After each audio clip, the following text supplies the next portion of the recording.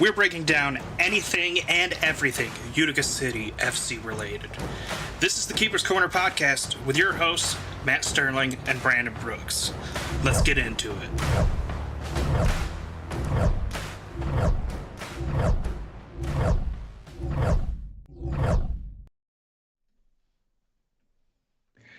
Hello, everyone. Welcome to another preseason edition of the Keeper's Corner podcast. Matt Brandon back, as always. Howdy doody. Howdy doody indeed. Somewhat fitting because one of our signings just came from Texas. But boy, we got a lot of stuff to talk about. Yes, we do. A lot of stuff. Because if we were lacking for talent before today, content before today, just between talking about Utica's 3 signings and the schedule, well, now we have rule changes. And boy, lacking of talent. Tell me how you really feel. I still feel sleep deprived. That's how I feel. Yeah, I mean, aren't we all, though? It's just how it works. Yeah. Some of us hiked 5 miles yesterday on an hour and a half of sleep, and getting outside is overrated. Come on. It was gorgeous. Absolutely. Everything is gorgeous. Indoor, not outdoor. Well, yeah, for the MASL. Except for that, the outdoor game that didn't happen. Yeah, exactly. That's why they kept it indoor. How is everyone doing tonight in chat? Duty howdy. That's how Huber's doing. It's howdy we got doody time. Steve saying hello. Welcome in, everyone. Welcome in. We're here and we are ready to talk Utica City. Yeah. Finally, Brandon, after what felt like an eternity. I mean, now that we actually have a few things to talk about, yeah. And, let's not feeling like we're just going to go out there and have one person play all the positions. We're getting there. Can't really bury the lead on this one. Utica finally announced some signings. Yes. Finally did. Which, boy, if you've been the social media person for the Utica City team up until that point, or if you were me doing the social media for us, the comments have been getting dark. Yeah. No, it's a few people, they're still fairly dark. Well, because, I mean, at least one of them was expected. Mm-hmm. And frankly, if we hadn't had one particular signing, I think people were going to riot. Yeah. Should we start with that particular signing? We might as well. It was the first one, and it was in the chronological order of things that we planned to talk about. That was technically the first one out of all the things that were announced. Yeah. Even though chronologically it came after the schedule, which we'll talk about later, but players are more important than the schedule, so. Listen, I wasn't even thinking about the schedule. I was thinking about the announcements and the rule changes. Well, that's what I say. We used to say in Boy Scouts, announcements. A terrible death to die. A terrible death to die. A terrible death to be talked to death. A terrible death to die. I'm sorry, everyone. All right. Then, since you're taking forever to allude to it, first signing of Utica City FC for the 2024-2025 season was the one, the only Mr. Stretch, Andrew Coughlin, which after the season he had last season, which I don't know if you knew this, Mr. Statman. You probably did, but it was literally one of his best seasons. That if not absolutely was. Technically the best by 0.001%.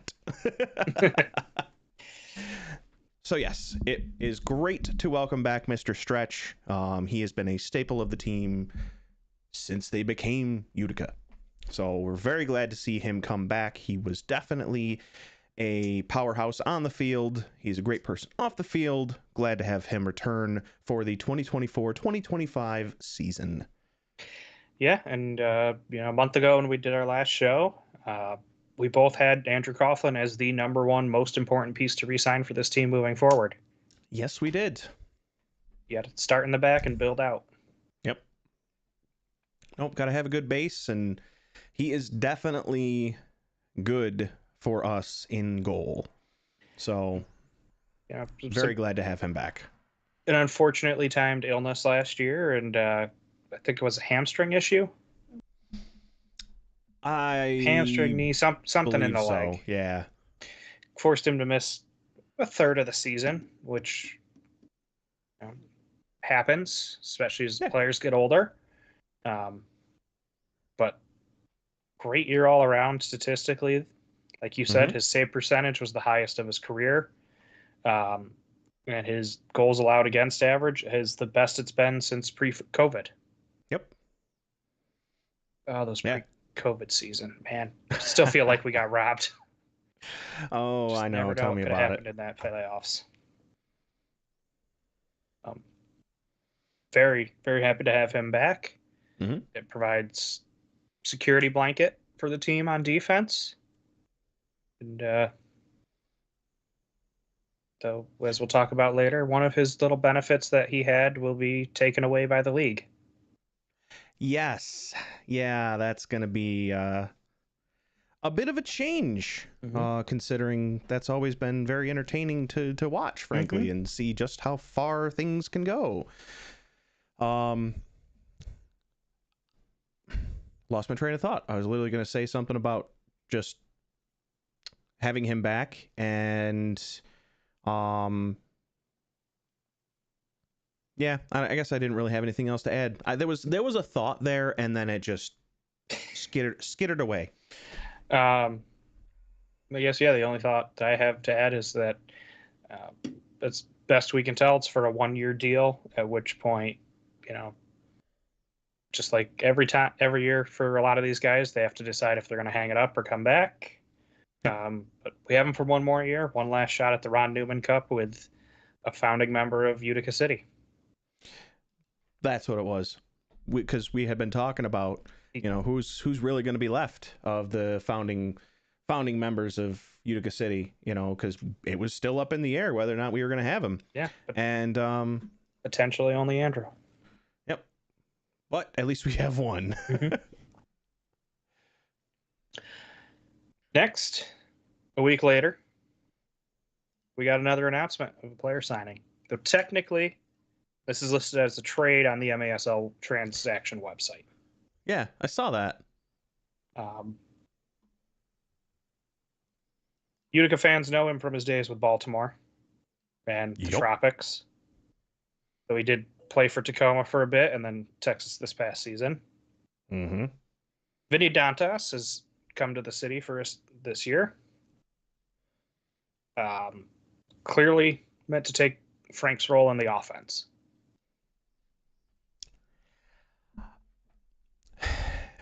Which I don't know. I don't necessarily see him. He's got a lot to live up to. I mean, yes, there was a lot of doubters last season for Frank, but he did come into his own. Maybe it's also just, maybe we decided to take him over trying to retain Frank because of the play style difference. Frank comes from a place where he's basically exclusively up front, and that's really all he does. And I'm not saying that's not a knock against him. It's just that's the play style that he comes from. So it was a little bit different of a fit coming here. Whereas you have somebody like Vinny Dantas, who maybe can adapt more, play more offense or play more defense, more offense, things like that. Frankly, we've all seen him. I mean, it's kind of like we put Jake Schindler on the front line. Yeah, he's another big physical target forward. What do you remember about his season last year? I barely remember breakfast. Okay. What if I told you that last year was his best season since before COVID? And, we're familiar with Texas. They played us each of the past 2 seasons. They're another run and gun, fast pace. We're going to try to outscore you and make you keep up kind of team. Well, in that system, in 18 games, he had 28 goals and 19 assists for 2.6 points per game. So he had a fairly good season then. Yeah. I mean, if you look at points per game average. That's literally his best ever. Yeah, in full seasons since he came into the league, he's only had 2 where he didn't score at least 30 points. Yeah. So he will absolutely help absorb some of that loss from Frank and Mo moving on elsewhere. Yes. So, regardless of, obviously there's going to be, it's kind of going to be a Nelly situation, some people are going to hoo and ha about we signed Vinny, but we have to move past a lot of that. Like if you've paid attention to the league, we've paid attention to it for a few years and we've seen all the movement every single season. It's part of the game. It's part of the sport. People are going to move around. And frankly, when they come to the team, I really, really hope that he gets a better greeting than Nelly did originally. Because it's better it's better if they feel welcomed when we bring them in, when they're brought into the fold here. Yeah. So he will be a good addition to the city, and I'm looking forward to seeing what he can do and actually meeting the guy and being able to talk to him. It's gonna be interesting. Yeah, I have to quiet my brain because I went to high school with a kid named Vinny, and there's a teacher that just referred to him as Vinny Bag of Donuts. So every time I hear Vinny, I just go, "Hey, Vinny, bag of donuts." It's like that is the wrong heritage. He is Brazilian, not Italian. Yeah, it's there's a bit of a difference there. It's same difference. They're both known for coffee. Well, I can't take you anywhere. I swear. I didn't go anywhere. I'm at home. It's enough out of you. Really? You're just gonna solo the rest of the show? Do you want me to? I don't know. You said that was enough out of me. All right. Well, so as far as the third signing that we have had thus far, we had him last season for a few games, and he was kind of he somewhat flew under the radar, but he was halfway decent on defense. That is Jace Berger. So we have signed our first defender. So we at least have that going for us. Wow. There's already the negativity for Vinny. Michelle, that's bully. But yeah, Jace Berger. What a burger. Yeah, I mean, there's not much to say. I mean, he hasn't really had. I mean, last season was literally his first season in the MASL. He also played for Krasnik as well. But it was his first season. He only had a few games. He got a couple of goals. Granted, goals aren't really what we're looking for from a defender.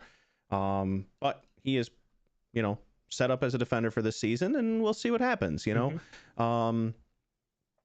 I know that's one of Everton's big things is it's like, yeah, they might not see much from the first season, but as these guys develop and as these guys get better, I mean, we're going to see that we're going to be able to watch that development that he has on the field for us. And, I'm invested now, and I'd love to see how he ends up. Yeah, he's young, he's fast, solid left foot, as Tyler pointed out in the chat. And we'll have to see how he does with a larger role this year. Yeah, I'm just glad we're signing defenders. We're signing defenders early and not just, I mean, again, he's not the best defender, but he's a defender. We're getting somewhere. So again, like you mentioned, adjusting to the league, learning a much more physical, hands-on play style. But that has been it for signings. I don't So know, far. sorry, I didn't know if you had something else you were going to say there. No, they're going to be weekly at this point. It looks like. I was actually pleasantly surprised to get 2 last week instead of just 1. Mhm. And after this next weekend with the combine, I'm sure we'll have more. Yep. Yeah, if you have the time, tune in, see the draft. That Yeah, is, it's interesting to watch. So I would definitely, it's recommended. Check it out mhm. if you can. Obviously, if you can't, so be it. Mhm. It's but I guess the plus about bringing back Jace is you're not losing a player after 1 year of developing them, Right. like Correa last year. Right. You're not losing the time invested in them. Yeah. As they, skirt off and go somewhere else. Yeah, we know a few more, Tyler. We can't. They're sightings that we're not allowed to talk about yet. And,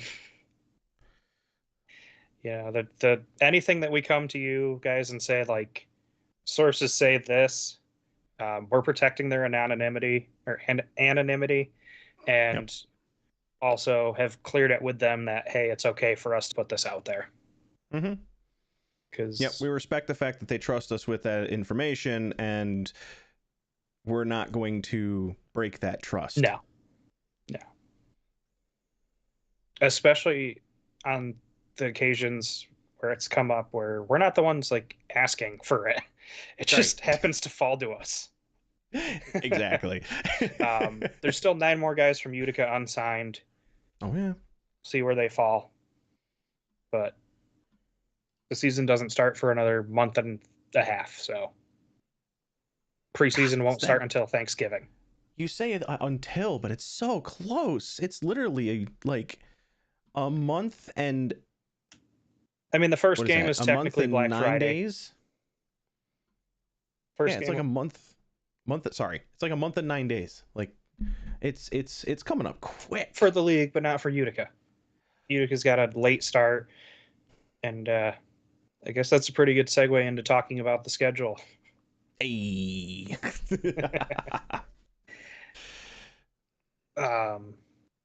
Announced a day before Utica announced any of their signings. The league had released the full schedule with 24 games, 12 home, 12 away as expected. And I think surprisingly for most, only a single table instead of split divisions this year. Yep.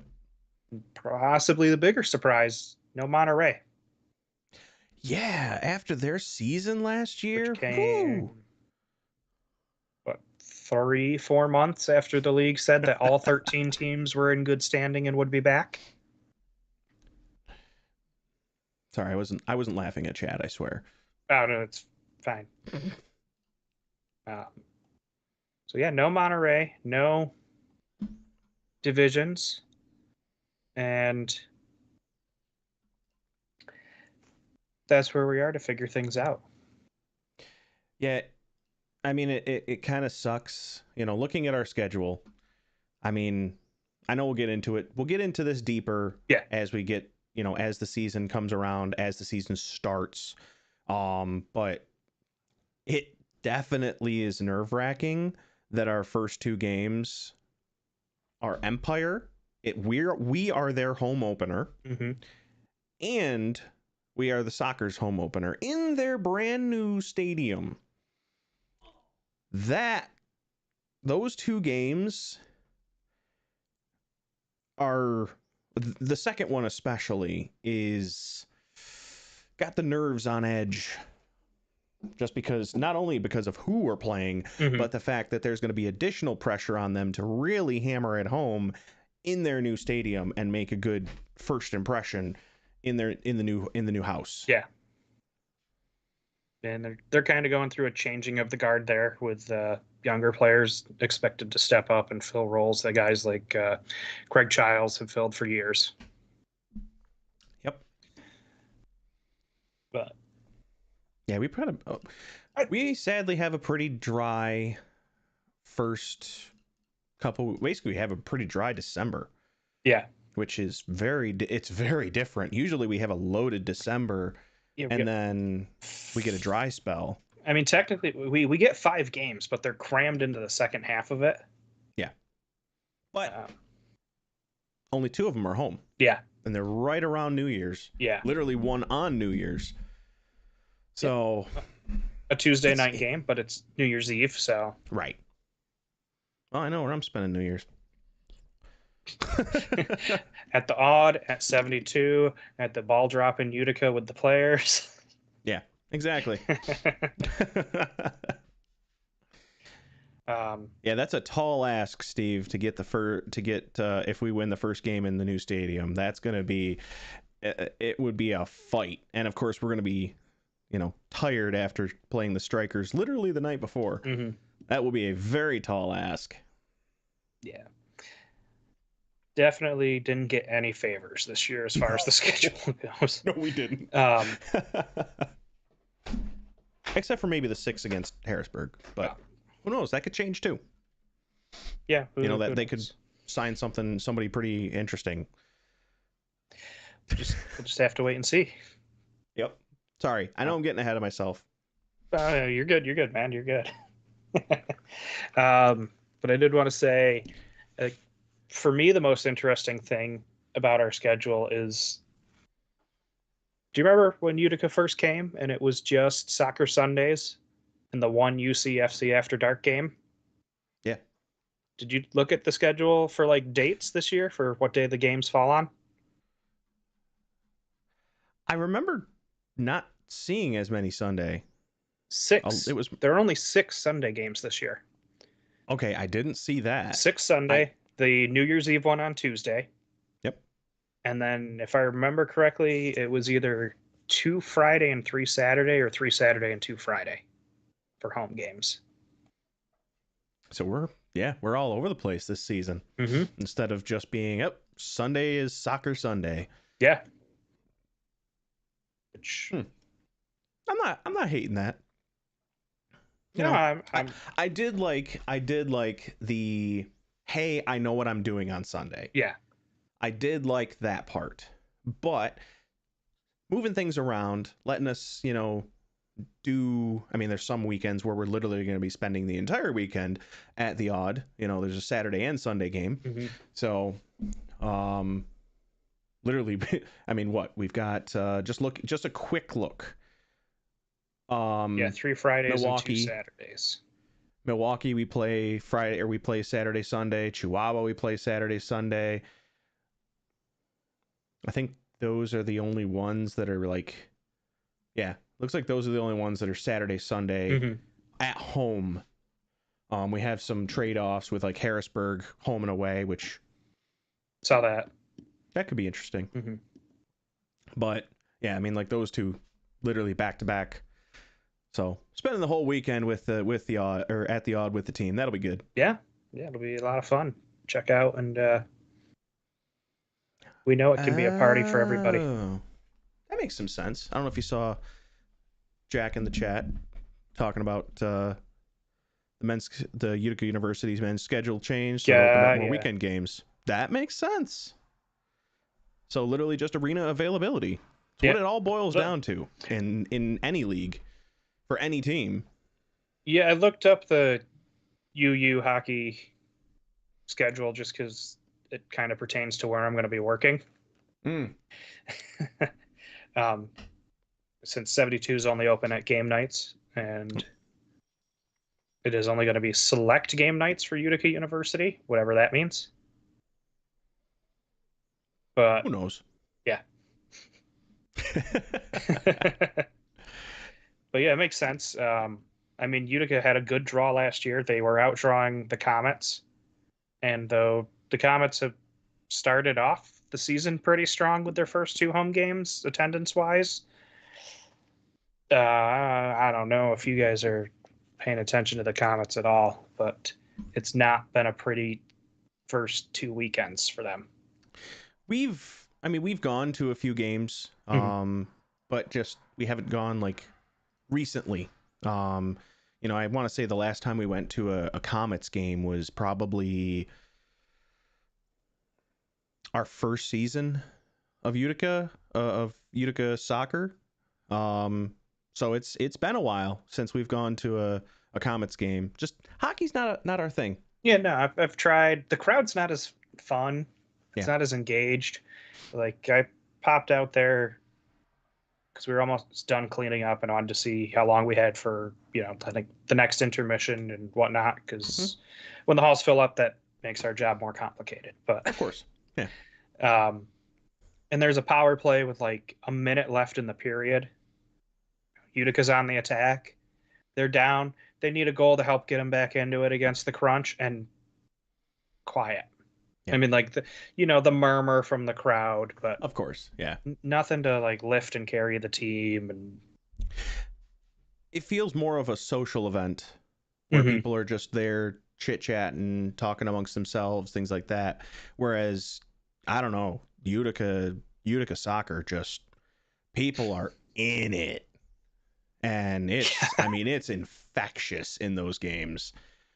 But so it's a very stark contrast between Utica soccer and Utica hockey. And Utica hockey is that's like the main thing. Yeah, Utica is a hockey town, if you ask anybody. Oh yeah, 100%. But yeah, rough start to their season. Yep. 0-4. I think they've been outscored by, let's see, they got shut out 4-0 the first night, or 5-0, and then they lost 4-1 the second night. 5-4, and then 4-1 again. Like, they're just getting not killed. having a good time. No. No, their social media has quickly become more negative than City's was. Like, you got people calling for firing of the coach already 4 games into the season. It's beginning of the season. Calm down. Well, here's the difference between the AHL and the MASL. AHL is about development. They're just a pit stop on the way to the NHL. In best case scenario for a player. I know some people don't like the term, but Utica Comets is a farm team for what is it? Jersey Devils? Yep. Okay. I couldn't remember sure. I mean, I knew, that's why everything went red and black a couple years ago. Because I knew Audie became naughty and like you said, the black and red. So anyway, we got off track. We did. Nothing new there. No, but it's all pertinent.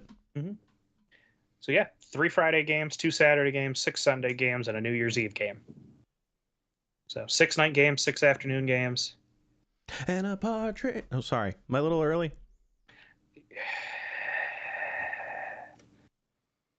Listen, at least wait till December 2 months 1st. Early. At least wait until December 1st. I'll give you till after Thanksgiving. I can negotiate with that, yeah. Black Friday kicks everything off. I mean, it's hard to argue that when... Okay. But only if it starts with Violent Night. Oh, okay. You win. Yep, we're on board? Okay, good. I'm down. Me, notably not a Christmas guy. Movie about Santa Claus that's just Die Hard and Home Alone smashed together. Sign me up. Yeah, it's definitely one of those movies that seems to really break the rules of, some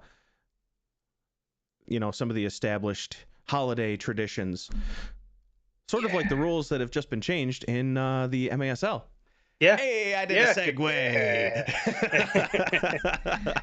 Yeah, we got 7 rule changes today. It was like the league knew we were doing a show and just wanted to give us content. Surprise! I'm sure that wasn't the case, Jack, but I appreciate it nonetheless. Some of them make sense. Most of them, I would say, make sense. 2 I'm of glad them, to see some of them. Some of them are welcome additions. I guess we'll walk through them one by one. Let's do it. Start at the top. First rule change: you get 15 seconds to get to the penalty box. No more of these players arguing and thematics and dramatics that drag on the dead ball time for minutes at a time. Yep. You got 15 seconds, get to the box. If you don't, you get a yellow card. This includes situations where the player serving the time is the coach's choice. So, like if the coach gets yellow carded or they have the 6-man violation and it takes them longer than 15 seconds, they're still getting a yellow card. If it's the coach's choice, though, the coach gets a yellow. Yes. Yeah, so it'll be issued to the coach. Right. Which, I mean, still puts another person in the box for 5 minutes. Oh, yeah. No,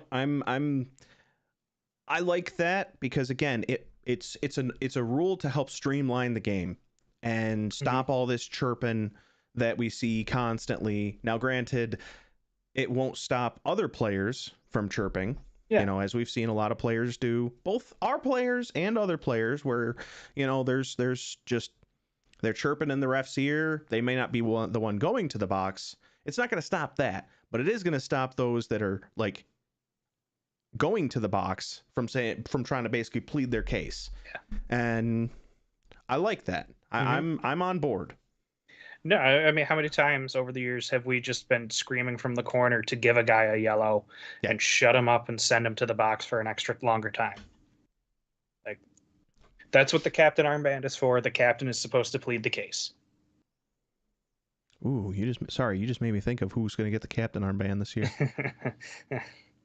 There seems to be a fan favorite option, but they do tend to rule out a possible comeback player receiving that armband.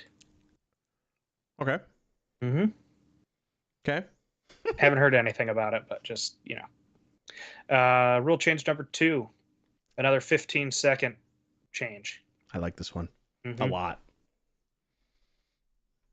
Look, if you've watched the show before, if you've followed us at all over the past few years, you've seen me rant and complain about players just going to the turf and taking forever, and then, you know, stops play, especially when they're on defense, stops play.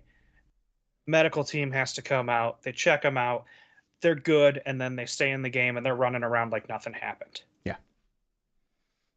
You stay on the ground for 15 seconds, you're out of the game for the next 2 minutes. Just like that if you get checked for a head injury. Once you've been on the ground for more than 15 seconds, the medical personnel are coming on to evaluate you regardless. Yep. Also applies to goalkeepers. So that's the other thing. You know, they can't just lay there and be like, no, I'm good, and lay there for 30 seconds, a minute, 2 minutes, whatever, and they're just like, no, I'm fine, I'm recovering. When it's letting them recover, it's letting everyone else recover in potentially a, you know, goal scoring situation. Again, that could work for and against us. Obviously, it could be either or, but it still keeps play moving instead of dead stop.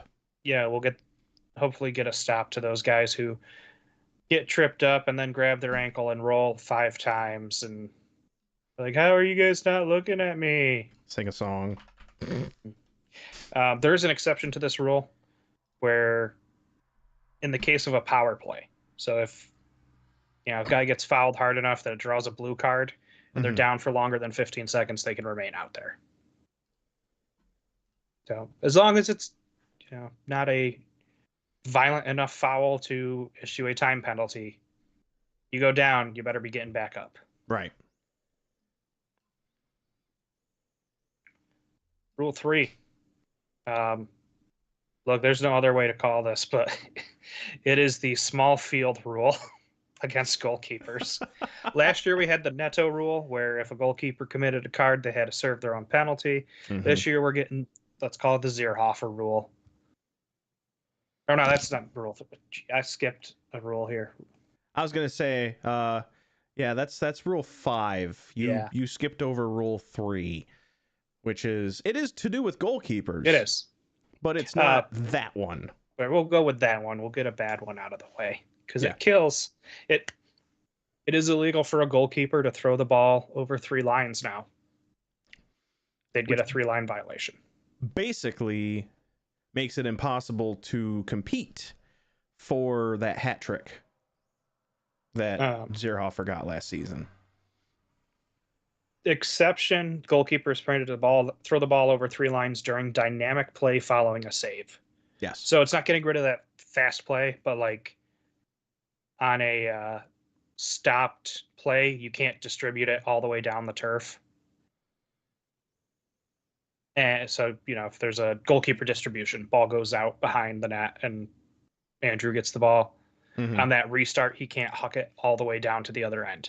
Yep. But the biggest note on this is that at no time is the goalkeeper permitted to throw the ball and score a goal directly from the ball leaving his hands. You get goalkeeper assists, you cannot get goalkeeper goals anymore. Yeah. Which I think, yes, it's definitely a small field.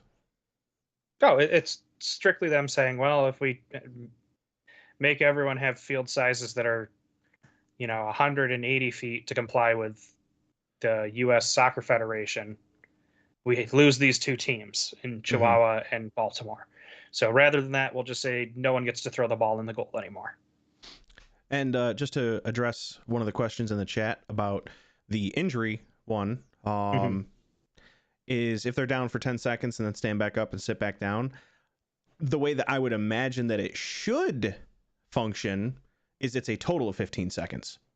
Whether it's 10 seconds and then you get up and then sit right back down, I would think that should equate to one overarching 15 seconds. Yeah, I feel versus, restarting, because then it would just be silly. And, the refs and the teams would pick up on that. Yeah, I mean, basically, if you're down with an ankle injury and then you get up and take 2 steps hobbling and immediately fall back down. Right. And still the same injury, still the same reason you went down to begin with. Yeah. So it should be part of the same overarching. In theory. But we'll have to see. That's true. You could still get keeper goals if they, play like Andrew did a couple of times and play way up the field.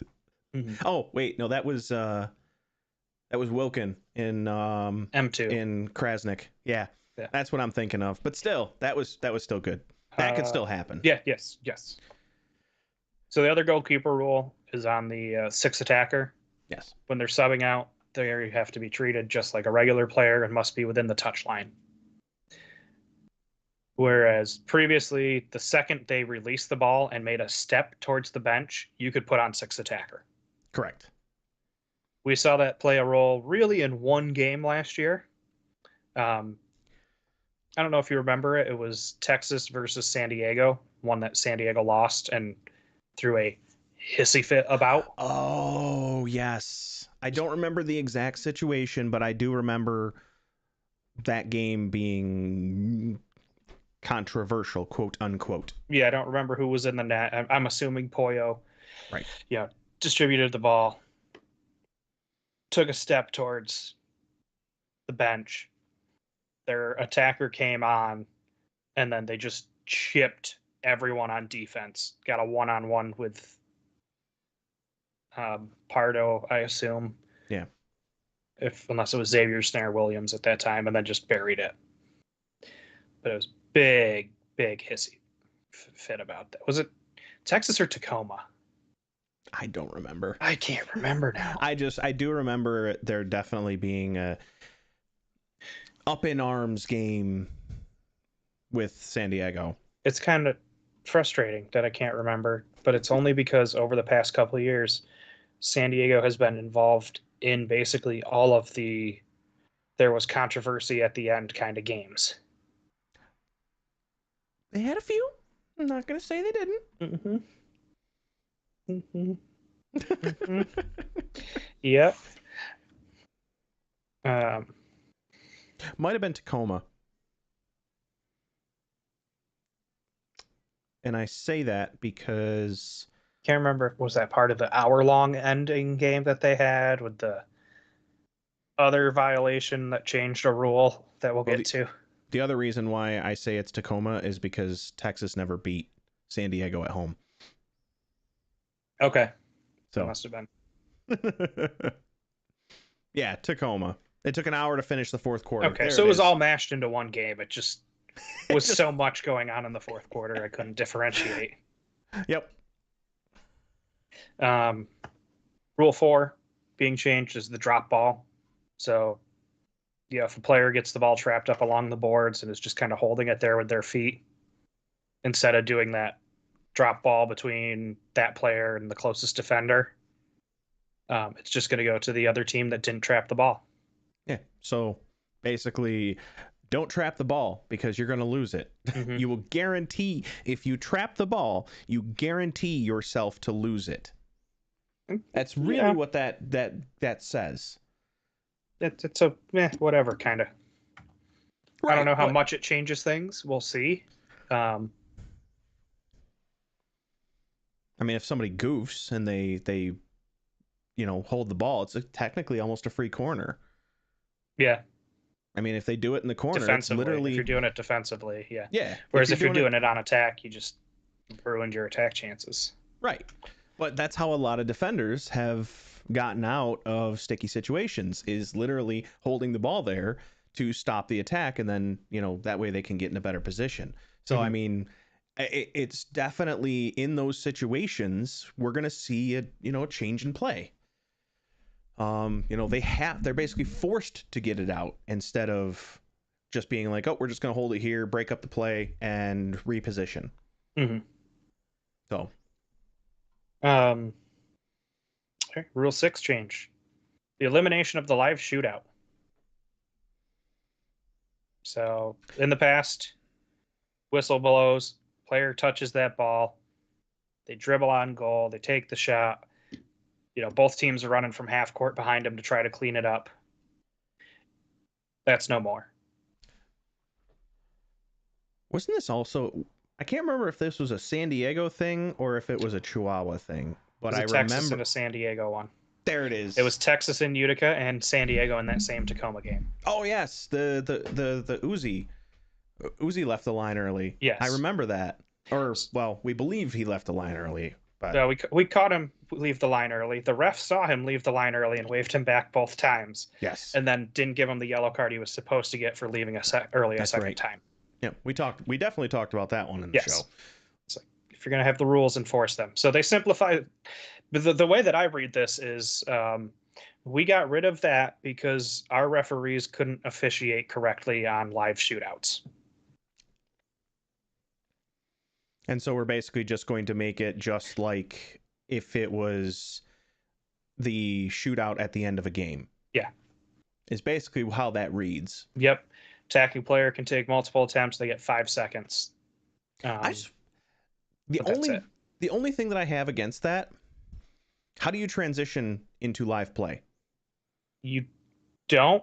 I think they probably have to go into more detail, but when that 5-second buzzer sounds, I'm assuming they're going to award the team that took that shot the ball, or it'll be a goalkeeper distribution, and that team will be on, the defense for a power play, because that's the only way that they come with a blue card.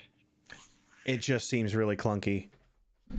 It just obviously we'll know more when the season starts and we see it happen, but it just seems real clunky. Like it just doesn't seem like it'll be a seamless transition.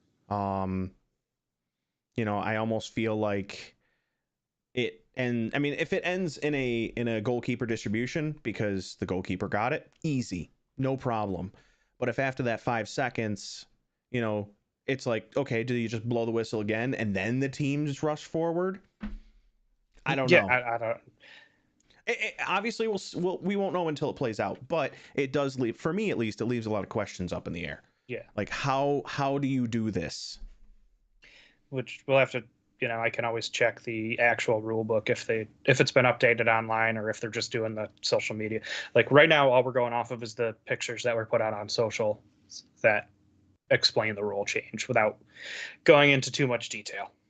I mean, I'm looking right at the MASL website, so I don't know what you're talking about. Now you're on the MASL rule book? Yeah, I'm literally, well, no, I'm not on the rule book, but I'm literally on the MASL announces rule changes for the 2024-2025 season. That was the article that was put out today on the MASL website. So the game. I don't know if it's in the rule book, but well, I mean, I would assume it's in the rule book, but I'm reading it directly from the Okay, website. so the rule book is updated online for anyone interested. You can get the 2024, 2025, excuse me, rules. What was section 14.8? Oh, okay. So, ball is placed at the shootout mark nearest the attacking goal. All players of both teams, other than the goalkeeper defending the shootout and the shooter, have to remain inside their bench areas. Oh, wow. So they are completely off the field. It is a completely clear field except for refs, goalkeeper, and shooter. Attacking player permitted to make the multiple attempts. The ball may enter the goal after the buzzer, as long as the last touch is off the foot before the buzzer. So just like in basketball, if it's out of your hand, you took the shot while the game was live. If it goes in, it goes in. Goalkeeper, same privileges as a live play. So if they handle the ball outside of the box, they'll be assessed an additional blue card. Okay. All right. If the shootout is awarded with less than 5 seconds remaining, the game should be extended to allow a shootout to conclude. Makes sense. Kick in, restart, goal clear, corner kick. It's got to have. I'm going to have to read more because it cuts off there and doesn't say anything about how it would restart after. Right. Yeah, this. I'm glad we still keep the shootout instead of just going to a PK because I think the shootouts are more skill based Agreed. Yep. instead of a PK being like, all right, goalie, hope you pick the right direction. Yeah, pretty much. It's a, it's not a 50-50 shot, but it's, how's your prediction skills? Yeah. How's your body language reading? It's pretty much what it boils down to. The more seasoned keepers are going to be better at stopping those goals. And the ones that have interacted with other players, with those specific players that are shooting against them, they're the ones that are going to do better in those situations. But it definitely seems like a reaction to failed officiating last year. The fact that it came out this year after we had at least 2 instances that we have seen, that we know of specifically, that of people leaving early and not getting anything done about it, definitely seems to hint at the fact of why this is changing at the time that it is. So it's like, well, we had 2 officials on the field and 3 on the sideline, and no one could just look down the midline and be like, hey, you're leaving early. Yeah. Again, where it's like, okay, well, you keep it simple, stupid. If we have to simplify the game to clean it up, I'm not against that, but it sucks that you kind of have to do it. It takes something away from it. Right. This last one I like. I like this one quite a bit. Yeah, this one is the the league needed this in the first place rule. Yeah. If you want to call it that. Hey, this is how most everyone else does it. We're going to follow the NFL lead, basically, rule. I could take this one since you've done the rest of them. Please. So basically, everyone knows the way that we have the challenge flags. Basically you get one and done, whether you win the challenge or not. That now changes.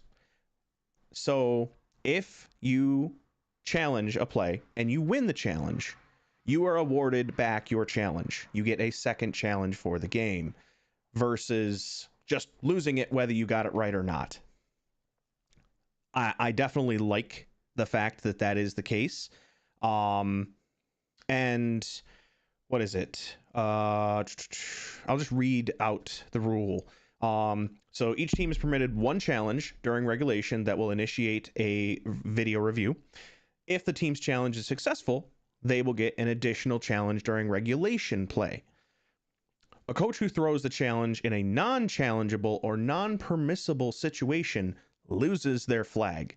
So at least now, if they try to challenge a play that they can't challenge. They shouldn't be able to challenge. As long as the referee knows that they can't challenge that, which they should. You knew I was going to go there. Wasn't the case last year. Yeah.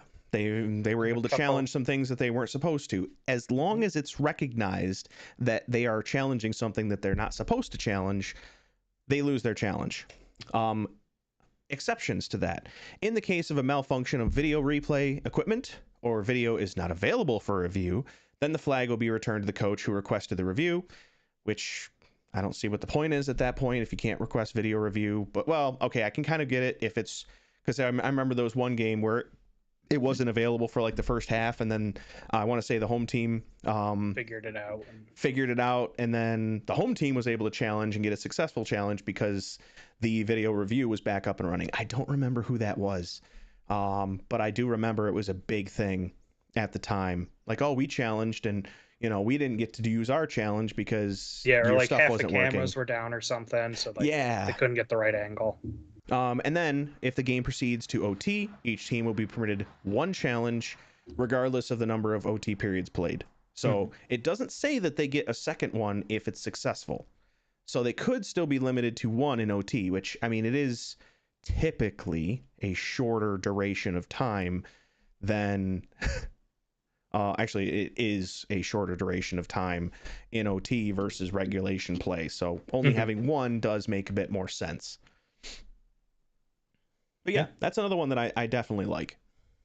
Yeah, so one step away from what I was asking for last year. Yeah. Which is get someone not at the game to review it. Get an off-field official to make the one be the guy making these calls. So you're eliminating the bias of a referee to be like, no, I think I was right. Overall, I have to say I do like the direction they went in with these rule changes this season. I mean, the goalkeeper one with throwing the ball, it does kind of suck. I'm not a fan of that one. But overall, they're good changes. Unlike, the previous ones that we've seen, the one touch rule with the keeper. I agree. I understand that one. I'm not a super big fan of it, but I understand it. Stuff like that. These overall, I think, are pretty good changes that help to streamline the game. Yeah, a lot of this is about keeping the action moving and killing the dead time. And I am happy to see that. Yeah, absolutely. It's a welcome change. I was one of the fans in baseball that welcomed the pitch clock to keep the game flowing along. This is going to do hopefully the same thing. Yep. As long as we don't get a clock like that for possession time. Yeah, no. I don't need a shot clock in this game. Shot clock, thank you. Yeah, I don't think we need that. Like, I would not welcome something like that. No. Now you have your very random 8-second count from the officials. Yeah. Which is sometimes more like a 12-second count because you can watch their hand against the clock and it's like watching a ref in WWE for those that watch it. Those 10 counts, they are not 10 seconds. They're like 20. It's the same type of thing. Like, it's an exaggerated 8 seconds. Watching any official in any anime tournament arc ever. Yes. Are you going to start counting? Oh, yeah. Oh, he started moving at 5. I'm going to stop and tell you that he started moving at 5. I've been doing that for 30 seconds. Okay, 6. It's supposed to be a 30-second fight, but it's like 4 episodes. Yeah. That sort of thing. I think that's really all we got to talk about tonight. Yeah. I was going to say, we covered the major topics. I mean, we covered the signings, we covered the schedule, we covered the rule changes. I think that's pretty much all of the important information of this time. Yeah, we'll have the combine this coming weekend. A couple more signings. Just things are picking up for me at work with Comets getting back in action. might wait a couple weeks just to figure out when we do our next show. Get a more than 3 signings so we can have a better picture of the full team at that point. Yeah. But we will be back. We will talk more Utica. We will talk more other stuff because we always go on tangents. As always. But, I mean, you wouldn't enjoy us as much if we didn't go on our tangents. No. It's our thing. No, we're not trying to be Stephen A. Smith and yell incoherently about on-topic subjects. Exactly. So till next time, I'm Matt. I'm Brandon. And as always, go Utica.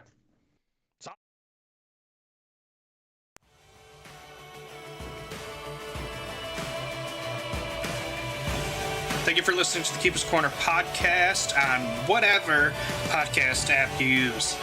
Please make sure to hit that subscribe button so you never miss an episode. If you'd like to interact with us, you can find us on Facebook, Instagram, Threads, and Twitter or X, whatever you prefer to call it. We have a TeePublic shop where you can get UCFC player swag or help support the podcast. Thank you. We appreciate it. And one last thing, go Utica City.